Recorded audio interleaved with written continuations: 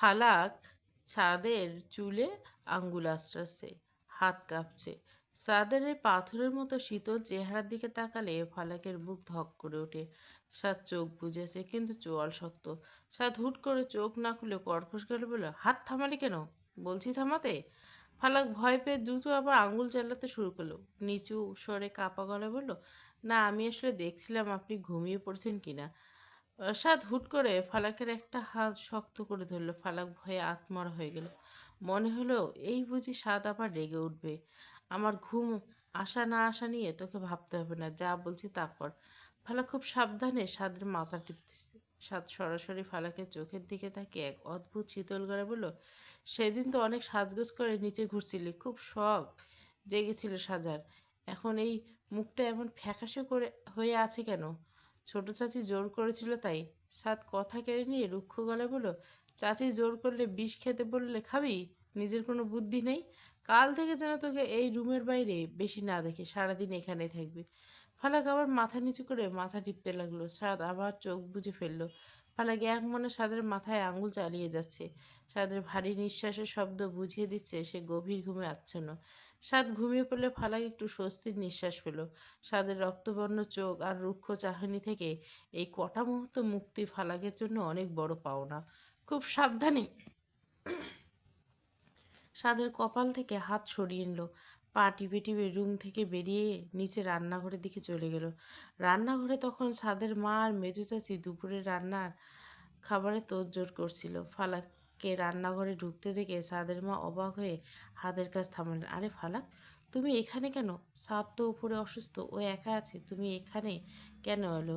ফালাক সবজি কাটার বাটিটা বের করে করতে স্নান হেসে বলল, উনি ঘুমিয়ে পড়ছে মা। সে কি কথা? ও অসুস্থ মানুষ কখন জেগে উঠে তোমাকে ডাকবে তার তো ঠিক নেই। সাদের মা একটা দীর্ঘশ্বাস ফেলে মেজো চাচির দিকে তাকালো। বাড়ির সবাই জানে ফালাকের স্বভাবটা কেমন। মেয়েটা এক মুহূর্ত বুঝতে জানে না। সাদের মতো পাথরের মতো শক্ত আর মেজাজি স্বামীর সেবা করার পাশাপাশি সে বাড়ির প্রতিটা কোণের খেয়াল রাখে। কে খেলো, কার ওষুধ বাকি থাকলো, রান্নাঘরে মশলা ফুরিয়ে গেল কিনা, সবই তার নখদর্পণে। সাদের মা মনে মনে ভাবলেন, এই এতিম মেয়েটাই আমার বাড়ির লক্ষ্মী। আমার ছেলেটা যে কেন ওকে এত কষ্ট দেয়। জানে ফালাককে এখন নিষেধ করে লাভ নেই, সে তার নিজের কাজ করেই যাবে। ফালাক খুব নিপুণ হাতে মাছ কাটছে, সবজি কুটছে। কাজ করার সময় মুখটা খুব শান্ত দেখায়, যেন কাজের মাঝে ও নিজের সব দুঃখ ভুলে থাকতে চায়। মেজো চাচি ফিস ফিস করে সাদের মাকে বলল, ভাবি, মেয়েটা কিন্তু অদ্ভুত। সাদের এই পাগলামি সহ্য করে কি করে কে জানে। ফালাক সব শুনতে পাচ্ছে, কিন্তু কোনো উত্তর দিল না। ও জানে সাদের এই শাসন আর রুক্ষতা ওর ভাগ্যের লিখন। শুধু মনে মনে চাইলেও সাদ যেন সুস্থ হয়ে যায়। মীরার সামনে ফাইনাল পরীক্ষা, তাই সারাদিন ঘরের দরজা বন্ধ করে বইয়ের মুখ গুজে বসে পড়ে আছে। মীরা রুমের দরজায় হালকা টোকা দিয়ে ফালাক ভেতরে ঢুকলো। দেখলো মীরা টেবিলের উপর ঝুঁকে পড়ে খুব মনোযোগ দিয়ে অঙ্ক করছে। পড়ার চাপে মেয়েটার চেহারা শুকিয়ে গেছে। ফালাক পাশে গিয়ে মীরার চুলে আলতো করে হাত লাগলো। মীরা, অনেকক্ষণ তো হলো, এবার একটু উঠো, খেতে চলো। মীরা মুখ না তুলে একটা দীর্ঘশ্বাস ফেললো। কলমটা খাতার উপর রেখে ফালাকের দিকে করুণ স্বরে বলল, ও ভাবি, অঙ্কগুলো কিছুতেই মিলছে না। মাথার উপর সব জট পাকিয়ে যাচ্ছে, আর শরীরটাও কেমন ম্যাচ ম্যাচ করছে। মীরা ফালাকের হাতটা ধরে নিজের গালের উপর রাখলো। এ বাড়িতে ফালাকে একমাত্র মানুষ যার কাছে মীরা নিজের মনের সব ক্লান্তি প্রকাশ করতে পারে। তুমি এখানে কেন ভাবি? ভাইয়াকে ঘুমিয়েছে, ওই বাঘের খাঁচা থেকে বেরোতে দিল তোমাকে? ফালাক একটু স্লান হাসলো। সাদের কথা উঠলে ফালাকের বুকের ভেতর এখনো সংকুচিত হয়ে আসে। হ্যাঁ, উনি ঘুমিয়েছেন, শরীরটা খুব দুর্বল, তাই কড়া ঘুমের আচ্ছন্ন। তুমি চলো নিচে, মা খাবার নিয়ে বসে আছেন। পরীক্ষার সময় সময় মতো না খেলে মাথা কাজ করবে না। মীরা টেবিল থেকে উঠতে উঠতে বলল, ভাইয়া যে কেন এত রাগ করে জানো ভাবি? ভাইয়া ওভাবে পড়েছিল শুনে আমাদের সবার কী যে খারাপ লাগছিল। আর তুমি তো সারা রাত কেঁদেই কাটিয়ে দিলে, অথচ ভাইয়া জেগে উঠে প্রথম কাজটা করলো তোমাকে বকা দেওয়া। ফালাক মীরার কথাটায় কান দিল না। মীরার পড়ার টেবিল গুছিয়ে দিতে দিতে বলল, উনি অসুস্থ মীরা, অসুস্থ মানুষের উপর রাগ করতে নেই। আর তাছাড়া উনি তো এমনই, এটা তো নতুন কিছু নেই। তুমি তাড়াতাড়ি হাত মুখ ধুয়ে নিচে আসো। মীরা ফালাকের দিকে এক পলক তাকে মনে মনে ভাবলো, ভাবিটা এত ভালো কেন? ভাইয়া এত কষ্ট দেয় তবু এক মুহূর্তের জন্য ভাইয়ের উপর কোনো অভিযোগ করে না। মাঝে মধ্যে মনে হয় ভাইয়ের এই বিষাক্ত রাগের একমাত্র প্রতিশোধক বোধহয় আমার এই শান্ত ভাবিটা। সব সামলে ফারাক নিজের রুমে ফিরে এলো। সাদ তখনও গভীর ঘুমে। ফালাক আলমারি থেকে একটা কমলা রঙের শাড়ি বের করে নিল। শরীরটা কেমন ভারী হয়ে আছে ওর। আধ ঘন্টা পর বাথরুম থেকে বেরিয়ে এলো ফালাক। কমলা রঙের শাড়িটা অদ্ভুত স্নিগ্ধ আর সতেজ দেখাচ্ছে, ঠিক যেন বিকেলে মিষ্টি রোদ এসে পড়েছে।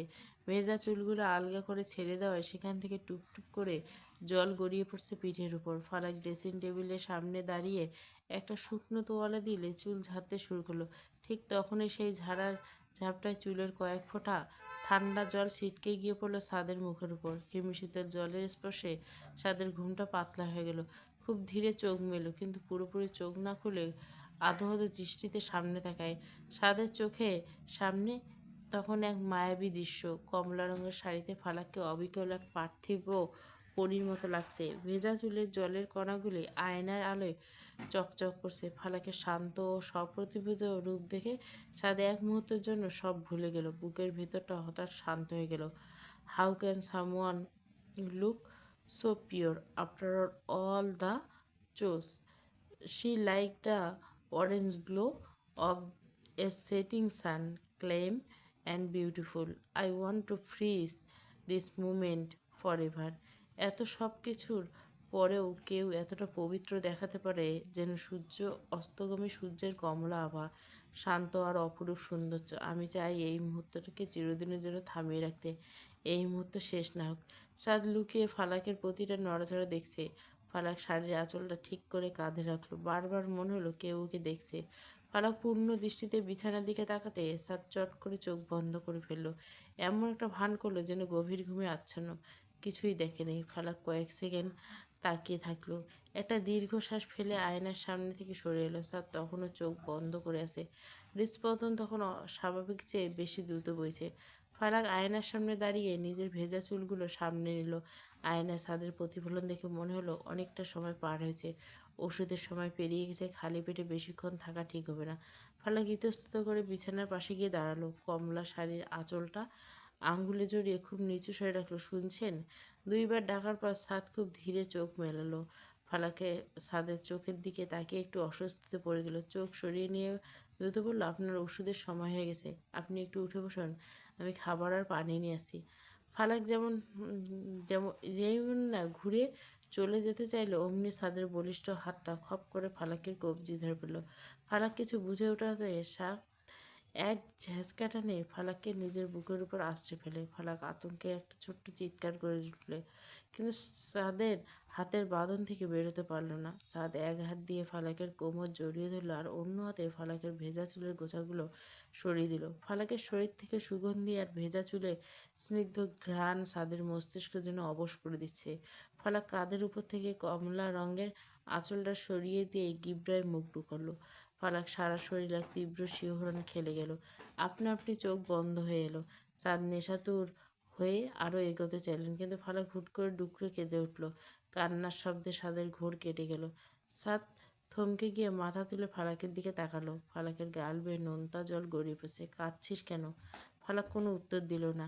নিজেকে সাদের বাহু থেকে ছাড়িয়ে নিয়ে বিছানার অন্য পাশে গিয়ে বসলো। দুই হাঁটুতে মুখ গুজে অঝরে কাঁদতে শুরু করলো। চাঁদের বুকের ভেতরটা হঠাৎ খালি হয়ে গেল।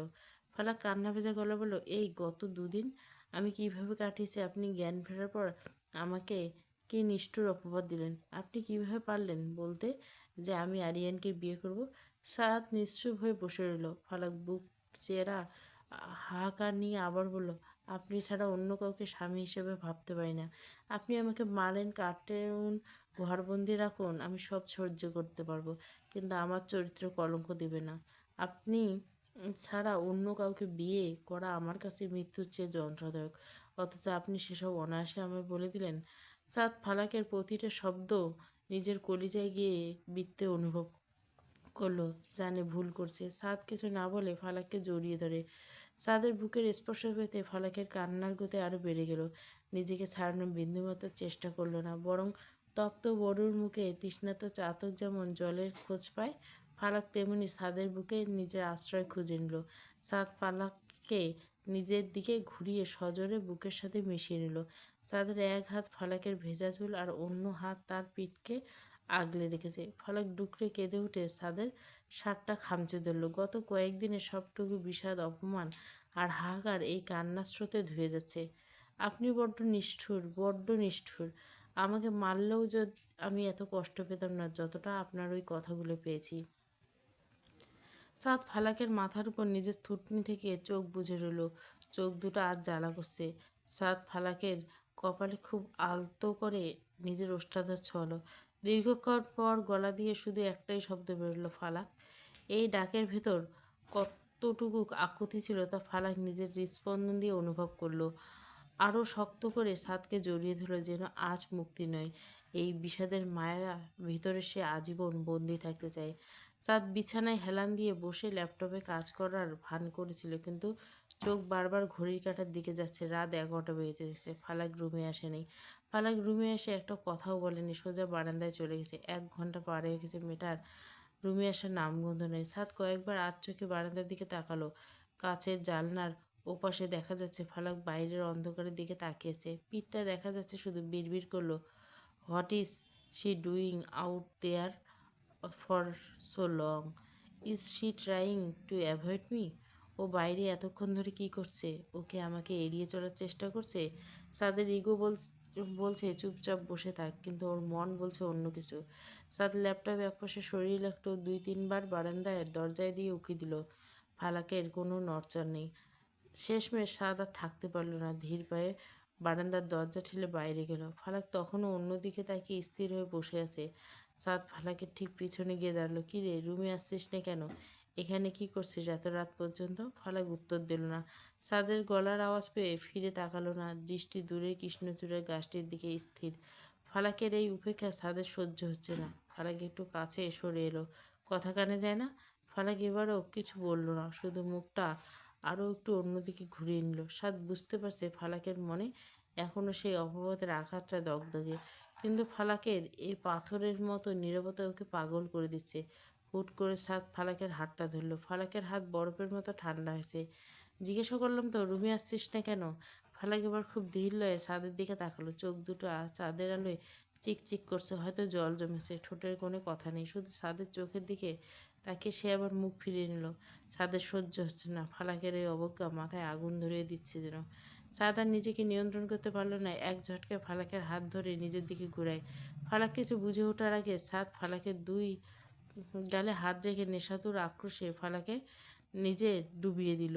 ফালাক প্রচণ্ড চমকে উঠল। 2 হাত দিয়ে সাদের বুক ঠেলে নিজেকে ছাপড়ানোর আপ্রাণ চেষ্টা করতে লাগলো। দম বন্ধ হয়ে আসে। শরীরের সমস্ত শক্তি দিয়ে সে সাদকে দূরে সরিয়ে দিতে চাইল, কিন্তু ছাদের পাথরের মতো শরীরের কাছে ফালাক বড্ড অসহায়। বেশ কিছুক্ষণ ধস্তাধস্তির পর সাদ ফালাককে ছেড়ে দিল।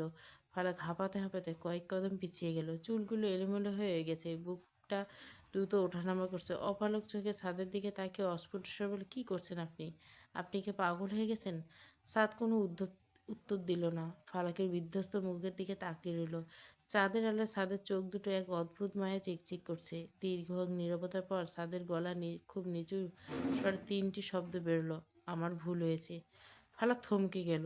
এই বাড়িতে দাপুটে বড় ছেলে, যার অহংকার আকাশ ছোঁয়া, সে বলেছে সে আজ ভুল বলেছে। ফালাক বিশ্বাস করতে পারছিল না নিজের কানকে।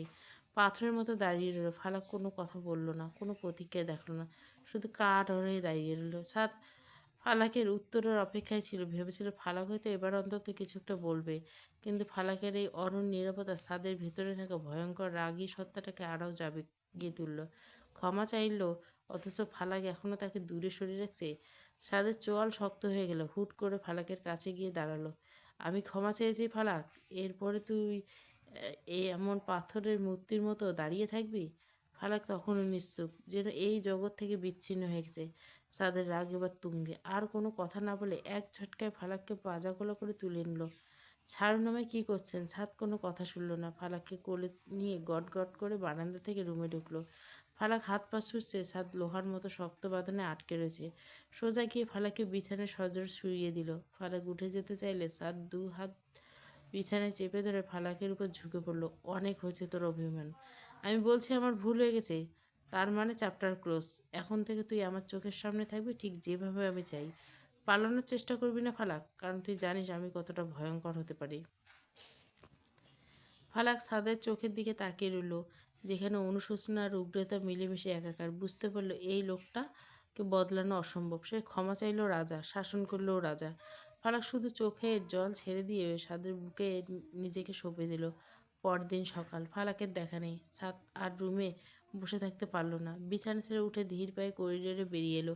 সিঁড়ির কাছে আসতে মীরার সাথে দেখা হলো। মীরার হাতে কয়েকটা বই নিয়ে নিজের রুমে যাচ্ছিল। মীরা, ফালাক কোথায়?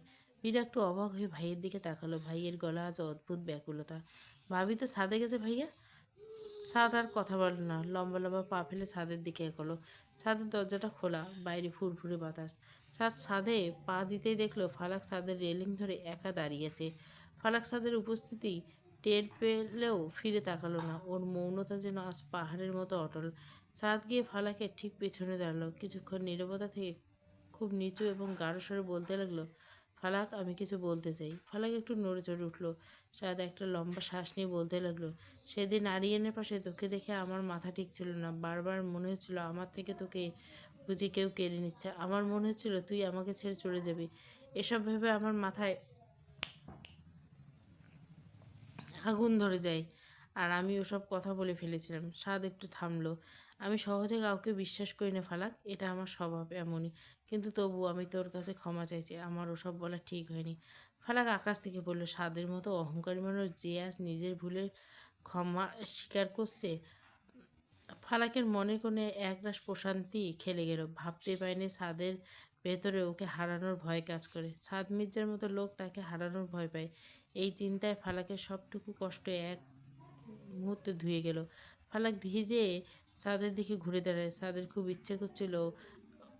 ফালাকের খুব ইচ্ছে করছিল ছাদের বুকে ঝাঁপিয়ে পড়তে, কিন্তু নিজের আবেগ সংবরণ করে মাথা নিচু করে রইল। ফালাক খুব নিচে সরল। ছাদের বুক থেকে যেন একটা ভারী পাথর নেমে গেল। ছাদ ফালাকের চিবুক ধরে মুখটা একটু উঁচু করে রইল। দুজনের চোখাচোখি হলো। ফালাকের চোখের কোণে জমে থাকা জল আজ আর দুঃখের নয়, পরম প্রাপ্তির। ছাদ অপলক দৃষ্টিতে তাকিয়ে রইল তার এই শান্ত পরীর দিকে, যে তার সব বিষাক্ত নীলকণ্ঠের মতো শুষে নিচ্ছে। বাগানটা আজ খুব সজীব। ফালাক সবসময় একটু প্রকৃতিপ্রেমী। মির্জাবাড়ির এই বাগান ওর খুব প্রিয় জায়গা। যখন খুব একা লাগে বা মন খারাপ থাকে, এখানে এসে গাছের সাথে কথা বলে। ফালাক পরম মমতায় একটা গোলাপ গাছের গোড়ায় মাটি আলগা করে নিল। শাড়ির আঁচল কোমরে গোছা, কপালে বিন্দু বিন্দু ঘাম। টেরই পায়নি তো কখন আকাশটা গম্ভীর। ওদিকে ছাদ ফোনে কার সাথে কথা বলতে বলতে বাড়ির পিছনে নির্জন দিকটায় চলে আসে। পরনে নীল শার্ট, হাতে ফোন। ছাদ খেয়াল করেনি প্রকৃতি এই হুট করে বদলে যাওয়া। হঠাৎ করে আকাশে বিদ্যুৎ চমকানো আর তারপরে ঝমঝমে বৃষ্টি নামলো। ছাদ পকেটে ফোনটা পুরে বাগানের পাশে আউটসাইডে বারান্দার নিচে দাঁড়ালো। শার্ট সামান্য ভিজে গেছে। সেখানে দাঁড়িয়ে এখান থেকে পুরো বাগান স্পষ্ট দেখা যায়। ছাদ ওখানে ফালাককে দেখতে পেল। ফালাক দু হাত ডানা মেলে দিয়ে আকাশের দিকে মুখ তুলল। বৃষ্টির প্রতিটি ফোঁটা শরীরে শীতলতা বুলিয়ে দিচ্ছে। ল্যাভেন্ডার রঙের শাড়িটা মুহূর্তে ভিজে ওর ফর্সা শরীরে লেপটে গেছে। চুলগুলো পিঠ বেয়ে কোমর পর্যন্ত নেমেছে এখানে। সেখান থেকে বৃষ্টির জল গড়িয়ে পড়ল। ফালাক যেন আজ এক ডানাকাটা পরীর মতো বৃষ্টিতে ভিজছে। ঠোঁটে এক স্বর্গীয় হাসি, চোখ দুটো বন্ধ, নিজের মনের বৃষ্টির তালে দুলছে। সাদ মন্ত্রমুগ্ধের মতো তাকিয়ে রইল। চোখের পলক পড়ছে না। ফালাকে এতটা জীবন্ত, এতটা আবেদনময়ী আর এতটা ছটপট আগে কখনো দেখেনি। বৃষ্টির জলে ভিজে ফালাকের শরীরের ভাঁজগুলো শাড়ির নিচে স্পষ্ট হয়ে উঠছে। মিনিট পাঁচেক পর খুলে ভেজার পর ফালাকের ঘোর কাটলো। পিছন ফিরে দেখলো কয়েক গজ দূরে আউটসাইড নিচে ছাদ দাঁড়িয়ে আছে। ছাদের গভীর আর নিঃশব্দ দৃষ্টি সরাসরি ফালাকের উপর নিবন্ধ। ফালাকের সারা শরীর বৃষ্টির শীতলতার মাঝে এক উষ্ণ শিহরণ খেলে গেল। ফালাক সামনে এসে দাঁড়িয়ে সিক্ত গলায় বলল, আপনি এখানে? এদিকে কখন এলেন? সাদ একটু নড়েচড়ে নির্লিপ্ত গলা বলল, ফোনে কথা বলতে বলতে এদিকে চলে এসলাম। হুট করে তো বৃষ্টি নামলো। ফালাক হুট করে এক সাহসী কাজ করে বসলো। নিজের ভেজা নরম হাত বাড়িয়ে সাদের হাত শক্ত করে চেপে ধরল। সাদ কিছুটা চমকে উঠল। ফালাকের হাতের এই শীতল স্পর্শ শরীর দিয়ে এক তীব্র বৈদ্যুতের মতো বয়ে গেল। ফালাক টান দিয়ে বৃষ্টির মধ্যে নিয়ে আসতে চাইল। ছাদের হাতের বাঁধন আরো শক্ত হয়ে এক পা বৃষ্টির মাঝখানে নিয়ে এলো। বৃষ্টির বড় বড় ফোঁটাগুলি স্বাদের নীল শার্ট রাঙা পড়তে শুরু করলো। মাঝে মাঝে বৃষ্টিতে ভিজে দেখুন। সবসময় এত নিয়ম মেনে চলা উচিত নয়, জীবনকে একটু উপভোগ করুন। স্বাদ স্থির হয়ে গেল। বৃষ্টির জলে ফোঁটাগুলো মুখে কপালে আছড়ে পড়ছে। সত্যি তো, এভাবে তো কেউ কোনোদিন তাকে বলেনি জীবনের ছোট ছোট আনন্দগুলো যে উপভোগ করা যায়। তাই যে ছোট্ট মেয়েটা তাকে শেখাচ্ছে। তাকিয়ে রইল ফালাকের দিকে। বৃষ্টির জলে ভেজা ফালাকের মুখটা এই মুহূর্তে পৃথিবীর সব থেকে সুন্দর দৃশ্য বলে মনে হচ্ছে সাদের কাছে। ফালাক চোখের পাতায় জলের কোনাগুলো মুক্তোর মতো চিকচিক করছে। চাঁদ নেশাভর চোখে ফালাকের দিকে তাকালো। চাঁদের ঠোঁটের কোণে খুব ক্ষীণ ও পরম এক প্রশান্তের হাসি ফুটে উঠল। সাদ আকাশের দিকে মুখ তুলে চোখ বন্ধ করলো। বৃষ্টির জল কপাল আর চোখের পাতা ছুঁয়েছে। সত্যি উপভোগ করছে বৃষ্টির এই ছন্দময় শব্দ, মাটির সেদু গন্ধ। ছাদ চোখ না তুলে ফিসফিস করে বলে, ঠিকই আছে, আসলে তো মাঝে মাঝে বৃষ্টিতে ভেজা উচিত। এতটা হালকা আগে কখনো লাগেনি। ভোরের স্নিগ্ধ আলোয় জানলার পর্দা ফাঁক করে রুমে ঢুকছে। দূরের গাছ থেকে পাখির কিচিরমিচির। ফালাকের ঘুম ভেঙে গেল। চোখ খুললে দেখলো সাত পাশেই গভীর ঘুমে আচ্ছন্ন। এতদিন ছাদের পাশে শুতে গেলে ফালাকের বুকটা ভয়ে ধড়ফড় করে, তো কখন জানি ছাদ কোনো কারণে রেগে যায়। কিন্তু আজকের সকালটা অন্যরকম, কেন যেন ভালো লাগছে। ফালাক খুব সাবধানে পাশ ফিরে শুতল, যাতে ছাদের ঘুমে ব্যাঘাত না ঘটে।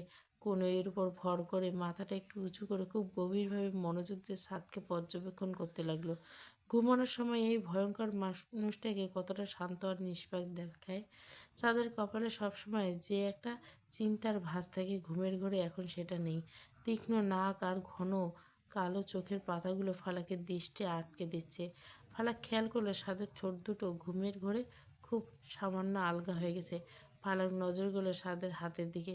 ঘুমের ঘরে সাদের একটা হাত ফালাকের বালিশের একদম কাছে পড়ে আছে। সাদের হাতের আঙ্গুলগুলো অনেক লম্বা। ফালাকের খুব ইচ্ছে হলো একবার ওই আঙ্গুলগুলো ছুঁয়ে দিতে, কিন্তু পরক্ষণে ও লজ্জায় গুটিয়ে গেল। হঠাৎ সাদের ঘুমের ঘরে একটু নড়েচড়ে উঠল। ফালাক ভয়ে দ্রুত চোখ বন্ধ করে ঘুমের ভান করলো। বুকটা তখন টিপ টিপ করছে। কয়েক সেকেন্ড পর আবার ঘুরে খুব ধীরে চোখ খুলে দেখলো চাঁদ এখন ওর নিজের দিকে মুখ ফিরে শুয়েছে। দুজনের মাঝখানে দূরত্ব এখন খুব সামান্য। ফালাক অনুভব করতে পারছে সাদের নিঃশ্বাসের উষ্ণতা মুখে আশ্রে পড়ছে। ফালাক অপলক চোখে সাদের বন্ধ চোখের দিকে তাকিয়ে রইল। খেয়াল করলে সাদের গায়ে পুরুষালী গন্ধটা এখন ফালাকের মস্তিষ্ক আচ্ছন্ন করে দিচ্ছে। ফালাকের মনে হলো এই লোকটার উপর রাগ করে, একে ঘৃণা করে এখন আর তার পক্ষে সম্ভব নয়। যেন অলক্ষ্যে ছাদের মায়ে এক অদৃশ্য শৃঙ্খলে বন্দী হয়ে গেছে। ঠিক তখনই ছাদের চোখের পাতাগুলো একটি কেঁপে উঠল। ফালাক বুঝতে পারলো ছাদ হয়তো জেগে যাবে। দ্রুত পাশ ফিরে চাদরটা টেনে নিল, কিন্তু ঠোঁটের কোণে একটা লাজুক হাসি ফুটে উঠল। ফালাক জানলার পাশে কাজ করছিল। তখনই হঠাৎ জানলার ওপাশে চোখ যায়। কালো রঙের জিপটার দিকে ছাদ এগিয়ে যাচ্ছে। হাঁটা চলার মধ্যে আলাদা একটা আভিজাত্য আছে। ফালাক জানলার পাশে একটু সরে এসে আড়ালে দাঁড়িয়ে এক দৃষ্টিতে ছাদের দিকে তাকিয়ে রইল। যা ফালাক নিজের অজান্তে মুচকে হাসছে। ছাদের এই ব্যস্ত ভঙ্গি, গলার স্বরে গম্ভীর প্রতিধ্বনি, সব কিছু এখন ফালাকের কাছে অন্যরকম লাগে। আগে যেখানে বুকটা ভয়ে শুকিয়ে যেত, সেখানে যেন এক ধরনের প্রশান্তি কাজ করে। চাঁদ জিপের দরজা খুলে ড্রাইভিং সিটে বসলো। ইঞ্জিন স্টার্ট দেওয়ার পর কেন যেন একবার উপরের ঘরের দিকে তাকালো। ফালাক তড়িঘড়ি করে জানলার আড়ালে চলে গেল। জিপটা গেট দিয়ে বেরিয়ে গেল। ফালাক তখনও জানলার গ্রিল ধরে দাঁড়িয়ে রইল। যতক্ষণ অবধি না দেখা যায় তাকিয়ে রইল। চাঁদের অনুপস্থিতি তাকে বিষণ্ণ করে দেয়। ফালাক জানে না কেন এমন হয়। চাঁদ যতক্ষণ চোখের সামনে থাকে ততক্ষণ ফালাকের মনটা অস্থির হয়ে থাকে। ফালাক একটা লম্বা দীর্ঘশ্বাস ফেলে আবার নিজের কাজে মন দিল। ঠোঁটের কোণে লেগে থাকা লাজুক হাসিটা কিছুক্ষণ মুছছে না। দুপুরে ফালাক শাওয়ারে গেছে। শাওয়ারের ঝর্ণা থেকে পড়া শীতল ধারা ফালাকের শরীরে প্রশান্তি দিচ্ছে। হঠাৎ ওর মনে পড়লো তাড়াহুড়ে নিজের কাপড়গুলো বিছানায় রেখে বাথরুমে ঢুকে পড়ছে। ফালাক কিছুটা অপ্রস্তুত হয়ে পড়লো। খুব সাবধানে বাথরুমের দরজাটা সামান্য ফাঁক করে উঁকি দিয়ে দেখলো রুম একদম খালি। তাই কোনো দ্বিধা না রেখে ভিজে একাকার অবস্থায় পা টিপে টিপে রুমে ঢুকলো। দ্রুত বিছানা থেকে নিজের কাপড়গুলো নিয়ে আবার বাথরুমে ঢুকে পড়লো। খেয়াল করেনি বাথরুমের দরজা সিটকানি ঠিক মতো লাগেনি, সামান্য একটু ফাঁক হয়ে গেছে। ফালাক নিজের মনে ভেজা শাড়িটা গা থেকে ছাড়িয়ে নিল। সবুজ রঙের শাড়িটা এখন মেঝেতে স্তূপ হয়ে পড়ে আছে। ফালাক কেবল ওর পেটিকোট আর ব্লাউজ পরা একদম ভিজে গেছে, শরীরের সাথে লেপ্টে গেছে। ওর শরীরের ভাঁজগুলো বড্ড স্পষ্টভাবে ফুটে এসেছে। খুব সাবধানে হুকগুলো এক একটা করে। ঠিক সেই মুহূর্তে রুমের দরজা খোলার শব্দ হলো। সাদ রুমে ঢুকে কাউকে না দেখে সরাসরি বাথরুমের দিকে এগিয়ে গেল ফ্রেশ হওয়ার জন্য। সাদ খুব স্বাভাবিকভাবে বাথরুমের দরজাটা পুশ করলো। দরজার সিটকিক না লাগানো থাকায় অনায়াসে খুলে গেল। তখনই ছাদের সামনে ফুটে উঠলো এক নীলের দৃশ্য। সাদ স্তব্ধ হয়ে দাঁড়িয়ে উঠল। দরজার ওপাশে ফালাক অর্ধনগ্ন অবস্থায় দাঁড়িয়েছে, পিঠে ছাদের দিকে ফেরানো, মসৃণ পিঠের উপর জলের কণাগুলো দাঁড়িয়েছে। ফালাক অনুভব করলো কেউ একজন ভেতরে ঢুকছে। বিদ্যুৎ বেগে ঘুরে দাঁড়ালো, দু হাত দিয়ে এক বৃথা চেষ্টা করলো, কিন্তু অপ্রস্তুত অবস্থায় ফালাকের রূপ দেখে আগ্নেয়গিরি লাভার মতো উত্তপ্ত হয়ে ধরা দিল সাদের চোখে। সাদের চোখের মনে স্থবিত হয়ে গেল। নেশাতুর দৃষ্টিতে ফালাকের ভিজে শরীর আটকে গেছে। সাদের শ্বাস প্রশ্বাস ভারী হয়ে এলো। ফালাকের ফর্সা শরীরে জলের বিন্দুগুলো হীরের মতো চিকচিক করছে। ছাদের ভেতরে দাউ দাউ করে জ্বলা পুরুষ হলে আক্রোশ তৃষ্ণা মুহূর্তে নড়াচড়া দিয়ে উঠল। মুহূর্তে স্তব্ধ হয়ে অনন্তকাল ধরে রইল। সাদ পাথরের মতো হয়ে দাঁড়িয়ে রইল, চোখের পলক পড়ছে না। পালাকের ভিজে শরীরে জলের কণাগুলো হীরের মতো চিকচিক আর অর্ধনগ্ন অবস্থায় শিরা উপশিরা এক তীব্র ঝংকার তুলল। ফালাক লজ্জায় যেন মাটির সাথে মিশে যাচ্ছে। হাত দুটো কাঁপছে, মুখ দিয়ে কোনো শব্দ বেরোচ্ছে না। সাদের হুঁশ ফিরল কয়েক সেকেন্ড পর। নিজের ভিতরে অস্থিরতাকে কোনোরকম চেপে রেখে সাদে এক ঝটকায় মুখ ফিরে নিল, বলে, স্টুপিড, ঠিক মতো দরজা কি ঠিক মতো লাগানো যায় না?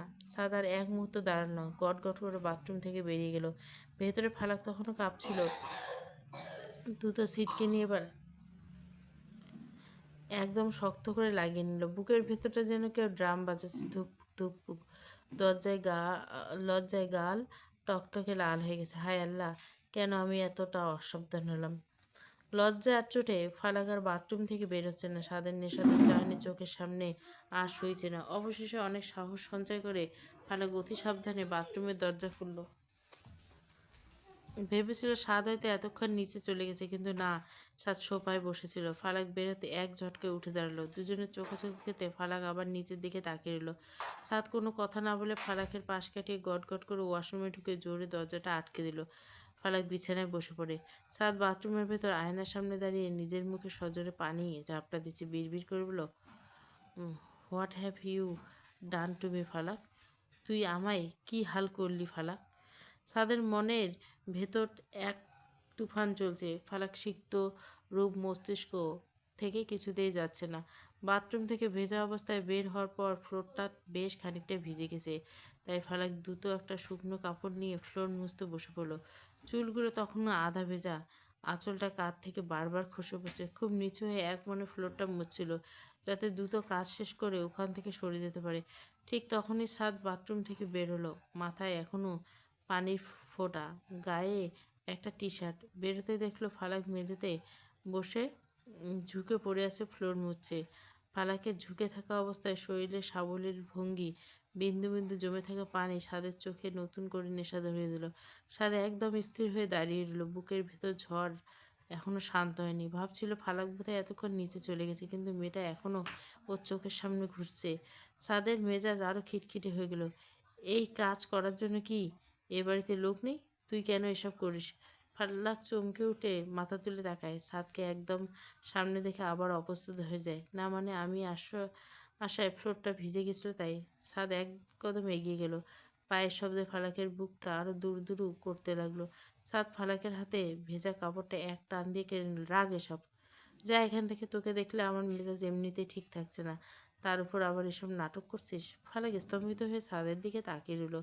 ছাদের চোখে গাঢ় চাহনি আর কর্কশ কণ্ঠস্বর, পেছনে এক তীব্র আকর্ষণ লুকানো আছে, সেটা ফালাক বুঝতে বাকি রইল না। ফালাক আর এক মুহূর্ত দেরি রইল না।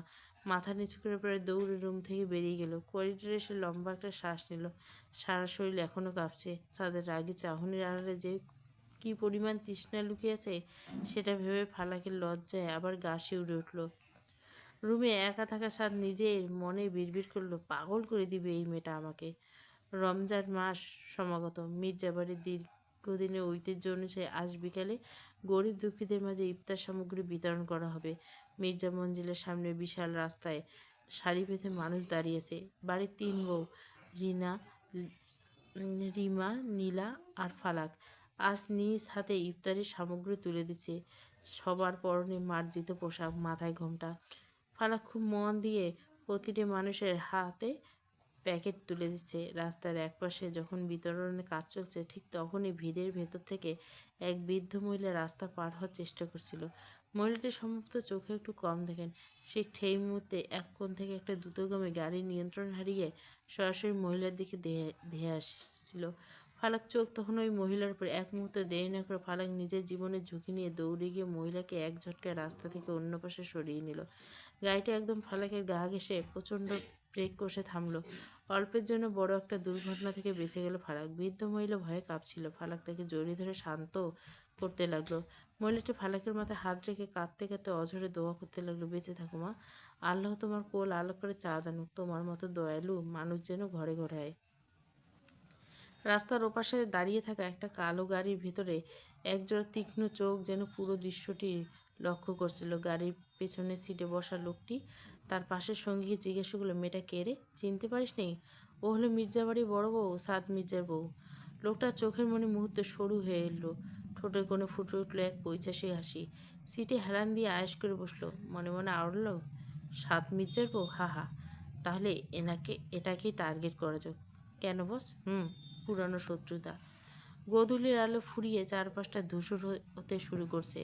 তখনই ফালাক সাদের মায়ের অনুমতি নিয়ে পাশের বাড়ির কাকিমার বাসায় যাওয়ার জন্য বের হলো। কাকিমা বারবার ওকে যাওয়ার জন্য বলেছিল, তাই ফালাক ভাবলো কিছুক্ষণ গল্প করবে। সাদের মা খুশি মনে সম্মতি দিল। সন্ধ্যা পেরিয়ে অন্ধকার ঘন হয়ে এসলো। এদিকে সাদ ফিরে সোজা রুমে এলো। প্রতিদিন সাদ বাসায় ফিরলে ফালাক শরবতে পানি নিয়ে সামনে হাজির হয়। সাদ ভাবলো ফালাক হয়তো নিচে কোনো কাজে ব্যস্ত। ঘরে গিয়ে সাদ জ্যাকেটটা খুলে রাখলো। 10 মিনিট 20 মিনিট পার হয়ে গেল। সাদের ইদানিং ফালাকের সান্নিধ্য ছাড়া কেন জানি অস্থির লেগে। বাড়ি ফিরে এখনও ফালাককে এর কাছে পায়নি। নিচে নেমে এসে মাকে জিজ্ঞেস করলো, মা ফালাক কোথায়? ও তো পাশের বাড়ির নাহিদাদের ওখানে গেছে, কিন্তু সন্ধ্যা তো অনেক আগেই হয়ে গেছে, এখনও এলো না। সাদের মায়ের মনে এবার দুশ্চিন্তার দানা বাঁধল। তিনি মীরাকে ডেকে বললেন, মীরা, যা তো মা, পাশের বাড়ি থেকে তোর ভাবিকে ডেকে নিয়ে আয়, রাত তো হয়ে যাচ্ছে। মীরা দ্রুত পায়ে বেরিয়ে গেল। মিনিট পাঁচেক পর মীরা দৌড়তে দৌড়তে ফিরে এলো, চোখে মুখে আতঙ্ক। সিঁড়ি দিয়ে উপরে উঠতে থাকা সাদ মীরার অস্থিরতা দেখে থামলালো। মা, ভাবি তো ওখানে নেই। সাদ মীরার সামনে এসে দাঁড়ালো। ওর চোয়াল শক্ত হয়েছে। নেই মানে?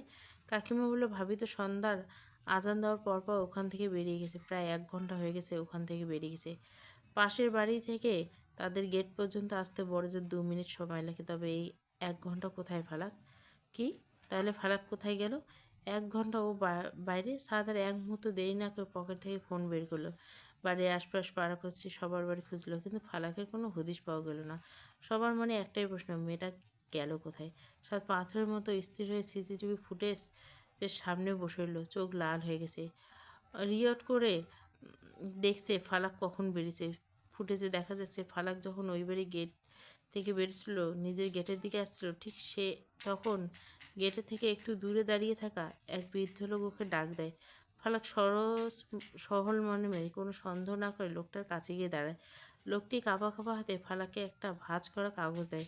ফালাক যখন কাগজটা খুলে পড়তে শুরু করলো, তখনই দেখা গেল হঠাৎ টলতে টলতে অজ্ঞান হয়ে পড়ে যায়। মুহূর্তের মধ্যে রাস্তার কোণে দাঁড়িয়ে থাকা কালো রঙের গাড়িটা এসে দাঁড়ালো আর দ্রুত ফালাককে ভেতরে তুলে নিয়ে গাড়িটা হাওয়া হয়ে গেল। সাদ কাঁপা কাঁপা হাতে ফুটেজটা জুম করে দেখলো। সারা শরীর রাগে রিরি করে উঠল। সাদের মুঠি শক্ত হয়ে এলো। সাদ দাঁতে দাঁত চেপে বিড়বিড় করে বলল, হামজা। সাদের বুঝতে বাকি রইল না কেন এমন করছে। হামজা অনেক দিন ধরে সাদের উপর প্রতিশোধ নেওয়ার সুযোগ খুঁজছিল। সাদের চোখের উপর দিয়ে যেন আগুন ঝরছে। টেবিলের উপর জোরে একটা কিল মেরে উঠে দাঁড়ালো। বাড়ির সবাই ওকে দেখে ভয়ে পিছিয়ে গেল। সাদ এক জ্যান্ত আগ্নেয়গিরি। ঘন্টা ঘটনার পর 5 ঘন্টা পার হয়ে গেছে। বাইরের অন্ধকারের সাথে পাল্লা দিয়ে ফালাকের চোখের পাতাও যেন ভারী হয়ে এলো। অবশেষে খুব কষ্টে চোখ মেলল। মাথাটা প্রচণ্ড ঝিমঝিম করছে। ফালাক দেখলো ভাঙাচোরা স্যাঁতস্যাঁতে ঘরের মেঝেতে পড়ে আছে, চারপাশে ধুলোবালি আর মাকড়সার জাল।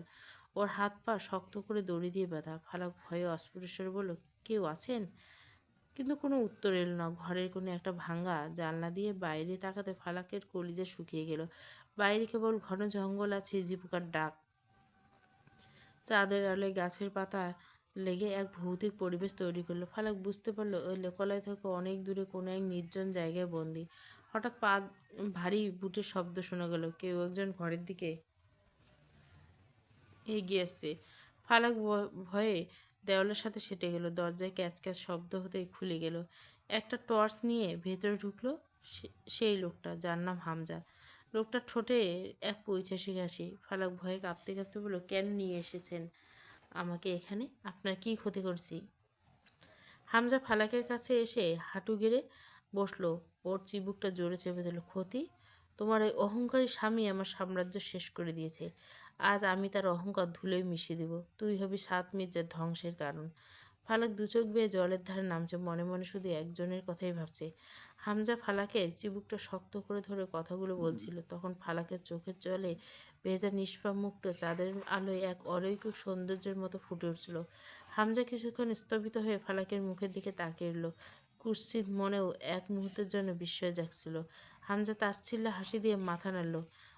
মানতেই হবে, ওই সাত মির্জার কপাল এত আছে বলতে হয়। এত সুন্দরী বউ কোথায় পেল? এই মায়াবী চেহারা দেখলে যে কারো পাষাণ মন গলবে। সাত মির্জার শুধু ক্ষমতা নয়, কপালও দেখছি সবাইকে টেক্কা দেয়। ছেড়ে দিন, ছেড়ে দিন বলছি। ফালাক মনে মনে ভাবে, তার জীবনে কি কোনো শান্তি আসবে না? এ কোন বিপদে পড়ল? আচ্ছা, ফালাককে কি সাত খুঁজবে? আল্লাহ, তুমি পথ দেখো। এখন এখান থেকে কিভাবে বের হবো? আল্লাহ বাঁচাও। মনে মনে দোয়া পড়তে লাগলো। হামজা ফালাকের গালটা আবার স্পর্শ করতে ফালাক ঘৃণায় চোখ বন্ধ করল। হাতটা ফালাকের ত্বক ছোঁয়ার আগে হঠাৎ হামজা অনুভব করলো ওর ঠিক পেছনে কেউ একজন দাঁড়িয়েছে। হামজা চমকে গিয়ে ফেটতে ঘুটঘুটো অন্ধকারের মাঝখানে আগ্নেয়গিরির মতো জ্বলন্ত সিগারেট হাতে দাঁড়িয়ে আছে সাদ মির্জা। সাদের পরনে শার্টের হাত গোটানো, কপালে রাগের রগগুলো ফুলে ফেঁপে উঠছে। সাদ এক চুলো সময় নষ্ট করলো না, বাঘের মতো ঝাঁপিয়ে পড়লো হামজার কলার ধরে এক হ্যাঁচকা টানে ওকে মেঝেতে আছাড় মারলো। হামজাকে লাথি মেরে দেওয়ালের সাথে পিষে ধরে সাদ গর্জে উঠল, তোর দেখছি এখনো শিক্ষা হয়নি হামজা। তুই ভেবেছিলি এই জঙ্গলে লুকিয়ে আমার থেকে বাঁচবি? সাদ মির্জার জিনিস ছোঁয়ার সাহস দেখাস কোন সাহসে? ফালাক ঘরের এক কোণে গুটিসুটি মেরে বসে আছে, ভয়ে ওর শরীর কাঁপছে। সাদকে দেখে ওর মনে হলো যেন মরুভূমিতে এক পশলা বৃষ্টি নামছে। সাদ এসেছে। ঠিক সেই মুহূর্তে হামজার এক চেলা অন্ধকারের সুযোগ নিয়ে সাদের একদম পেছনে এসে ধারালো এক ছুরি দিয়ে সাদের পিঠে সজোরে আঘাত করলো। সাদের সাদা শার্ট মুহূর্তে লাল রক্তে ভিজে একাকার হয়ে দিল। ফালাক চিৎকার করলো, আপনার ফিটে, আপনার রক্ত পড়ছে, সরে যান। ব্যথায় সাদের মুখটা একবার কুঁচকেও উঠল, কিন্তু দমে গেল না। উল্টো ঘুরে ঝটকায় লোকটাকে এক হাত থেকে ছুরিটা কেড়ে নিয়ে লোকটাকে সজোরে লাথি মারল। সাদ যেন আজ মানুষ নেয়, এক আহত সিংহ। পেছনে থাকা লোকটা এমনভাবে মরল যেন সে ওখানে জ্ঞান হারিয়ে লুটিয়ে পড়বে। এরপর সাদ আবার হামজার দিকে ফিরল। হামজা তখন পালানোর চেষ্টা করছিল, কিন্তু সাদ ওকে টেনে এমন আছাড় মারল যে হামজা আর উঠে দাঁড়ানোর মতো ক্ষমতা রইল না। সাদ রক্তাক্ত অবস্থায় টলতে টলতে ফালাকের দিকে এগিয়ে গেল। ফালাক কাঁদতে কাঁদতে সাদের কাছে ছুটে গেল। সাদ নিজের ব্যথা ভুলে গিয়ে খুব সাবধানে ফালাকের বাঁধন খুলে দিল। কিচ্ছু হয়নি, আমি আছি তো। সাদ ফালাককে নিজের পাজাখোলায় তুলে নিল। সাদের পিঠে তখনও অনবরত রক্ত গড়িয়ে ফালাকের হাত ভিজে গেল। ফালাক সাদের বুকের সাথে লেপ্টে আছে। ফালাককে নিয়ে ভাঙাচোরা ঘর থেকে বেরিয়ে বনের বুক চিরে নিজের গাড়ির দিকে এগোতে লাগলো। ফালাক সাদের জখমের উপর নিজের ওড়না চেপে ধরল। কেন এলেন আপনি একাই? আপনার এই অবস্থা আমি সহ্য করতে পারছি না। সাদ স্লান হেসে ফালাকের গালে চোখ চোখের জল মুছে দিল। এরপর ফালাককে কোলে নিয়ে জঙ্গলের মধ্য দিয়ে হাঁটতে লাগলো। ফালাক নামিয়ে দিতে বললেও সাদ নামলো না। স্টুপিড, কেউ ডাকলে যেতে হয়? আমাকে অ্যাড্রেস জিজ্ঞাসা করছিল, তাই তো? হ্যাঁ তাই তো, সাদ ব্যঙ্গ করে বলল। ব্যথায় সাদের নিঃশ্বাস ভারী হয়েছে। পিঠের জখমের প্রতিটা জানান দিচ্ছে তার গভীরতা। কিন্তু ফালাককে কোলে নিয়ে হাঁটার সময় চোখে মুখে এক যন্ত্রণার ছাপ নেই, আছে কেবল অস্থির জেদ। বনের অন্ধকার চিরে ছাদের ভারী বুটের শব্দ, ঝিঝি পোকার ডাক এক মিলে এক অদ্ভুত নিস্তব্ধতা তৈরি করছে। তখন হামজার কথা ভেবে ছাদ বেরিয়ে পড়ে লক্ষ্য করছিল এখানে পৌঁছানো। কিছু বলার আগে কোথায় মাথায় আসে ফালাক ছাদের বুকের সাথে লেপ্টে আছে। ফালাক অনুভব করতে পারছে সাদের শরীর ক্রমশ ভারী উঠছে। ফালাক কান্না মিশ্রিত কণ্ঠ বলল, প্লিজ আমাকে নামিয়ে দিন, আপনি হাঁটতে পারছেন না, আপনার শরীর দিয়ে অনেক রক্ত ঝরছে, আমি নিজে হাঁটতে পারবো। স্যার এক মুহূর্ত জন্য থামলো না, দু হাতের বাঁধন আরো শক্ত করে ফালাকের বুকের সাথে মিশিয়ে নিল। দাঁতে দাঁত চেপে গম্ভীর স্বরে বলল, চুপ থাক, একবার স্টুপিড গির করছিস, এখন দ্বিতীয়বার আমার মেজাজ খারাপ করিস না। তোর পায়ে জুতো, খালি পায়ে এই জঙ্গলের মাটিতে কোথায় কী আছে, পা কেটে যাবে। ফালাক আর কোনো কথা বলল না, শুধু ছাদের কাঁধে মাথা রেখে অঝরে কাটতে লাগলো। কেবল মনে হচ্ছে এই মানুষটা নিজের জীবনে তোয়াক্কা না করে ওর জন্য ছুটে এলো, এতটাই রক্ত ঝরিয়ে ওকে আগলে রেখেছে। মন থেকে বেরিয়ে গাড়ির কাছে পৌঁছালো। সাদ ফালাককে খুব সাবধানে ফ্রন্ট সিটে বসিয়ে দিল, নিজে এবার ড্রাইভিং সিটে। আপনি কি এই অবস্থায় গাড়ি চালাবেন? সাদ গাড়ি স্টার্ট দিল। বনের এবড়ো খেবড়ো রাস্তা দিয়ে জিপটাকে তীব্র গতিতে ছুটছে। ফালাক এক দৃষ্টিতে সাদের মুখটার দিকে তাকিয়ে আছে। সাদের আবছা হলে সাদের ফর্সা মুখটা এক যন্ত্রণা ফ্যাকাশ হয়ে গেছে। ফালাক আলতো করে সাদের হাতের উপর নিজের হাতটা রাখলো। আমি খুব সরি, আমার জন্য আপনার এই অবস্থা। সাদ গাড়ির স্পিড আরও বাড়িয়ে দিল। সামনের দিকে তাকিয়ে খুব নিচু স্বরে বলল, সরি বলে দায় এড়ানোর চেষ্টা করিস না। এই যে আমাকে এতটা ভোগালি, বাড়িতে গিয়ে এর কড়াই গণ্ডায় হিসাব নিব আমি। আপাতত দোয়া কর যাতে মাঝপথে অজ্ঞান হয়ে না যাই। ফালাকের বুকটা কেঁপে উঠল। ও দ্রুত সাদের পিঠের জখমের উপর নিজের আঁচলের অংশটা চেপে ধরল যাতে রক্তপাত কিছুটা কমে। মনে মনে শুধু প্রার্থনা করলো, আল্লাহ ওনাকে সুস্থ করে দাও, আমার সবটুকু আয়ু ওনাকে দিয়ে দাও। হাসপাতালের সামনে জিপটা প্রচণ্ড শব্দে ব্রেক কষলো। সাদের শরীর থেকে প্রচুর রক্ত কমেছে, কিন্তু জেদি মানুষটা নিজের ব্যথা চেয়ে ফালাকের সুরক্ষাকে বড় করে দেখলো। স্টিয়ারিং সে টলতে টলতে গাড়ি থেকে নামলো। ফালাক পাশের দরজাটা খুলে দিল। সাদ ফালাকের হাত ধরে এক প্রকার টেনে স্ট্রেচারে কাছে নিয়ে গেল। কর্তব্যরত ডাক্তার নার্স এগিয়ে আসতে সাদ গর্জে উঠল, ওকে আগে ট্রিটমেন্ট করান, ওর শরীরে কোথাও কোনো চোট লেগেছে কিনা ভালো করে চেক করুন। ডাক্তার অবাক হয়ে ছাদের রক্তাক্ত পিঠের দিকে তাকিয়ে বলল, মিস্টার, আপনার অবস্থা গুরুতর, আপনার অপারেশন থিয়েটারে যাওয়া দরকার। সাদ ভুরু কুচকে কর্কশ গলে বলল, আমি যা বলছি তাই করুন, ও ভয় পেয়েছে, ও ট্রিটমেন্ট আগে জরুরি। ফারাক কাঁদতে কাঁদতে সাদের হাত আঁকড়ে ধরল, চিৎকার করে বলতে লাগলো, এই লোকটাই বেশি আহত। কিন্তু সাদ ওকে ধমক দিয়ে চুপ করে দিল। বেশ কিছুক্ষণ প্রাথমিক চিকিৎসার পর জানা গেল ফালাকে শুধু হাতে পায়ে সামান্য ছিলে গেছে। অন্যদিকে সাদের পিঠের জখমটা বেশ গভীর। ডাক্তার ব্যান্ডেজ করে ওকে হাসপাতালে ভর্তি করা থাকার কড়া নির্দেশ দিল। সাদ শুনেনি। একগুঁয়ে মানুষটা নিজে সাইন করে রিলিজ করে ফালাককে নিয়ে বাড়ির পথে রওনা দিল। রাত তখন গভীর। মির্জাবাড়ির গেটে জিপটা থামতেই বাড়ির সবাই, সাদের মা, বাবা, মীরা, বাকিরা পাগলের মতো ছুটে এলো। সাদকে আরও বিধ্বস্ত। ফালাককে দেখে বাড়িতে যেন একটা ছোটোখাটো ভূমিকম্প হয়ে গেল। সাদের মা ফালাককে জড়িয়ে ধরে ডুকরে কেঁদে উঠল। আর সাদকে এই অবস্থা দেখে মীরা চিৎকার বের হয়ে গেল, ভাইয়া, তোমার এই হাল! সাদ কোনো কথা না বলে ভিতরে ঢুকলো। ফালাক এক মুহূর্তের জন্য সাদের পা ছাড়ল না। সাদের হাত শক্ত করে ধরে আছে। ড্রয়িংয়ের সোফায় সাদকে বসানো হলো। সাদের মা কান্নাকাটি করছে দেখে সাদ খুব ধীরে সরে বলল, মা, অনেক রাত হয়েছে। ফালাক, ঠিক আছে, আমি ওকে নিয়ে আসছি, এখন কান্নাকাটি বন্ধ করো, সবাই যার যার রুমে চলে যাও, আমি ঠিক আছি। ফালাক পর্ব 4, পুরো গল্পটা প্লেলিস্টে।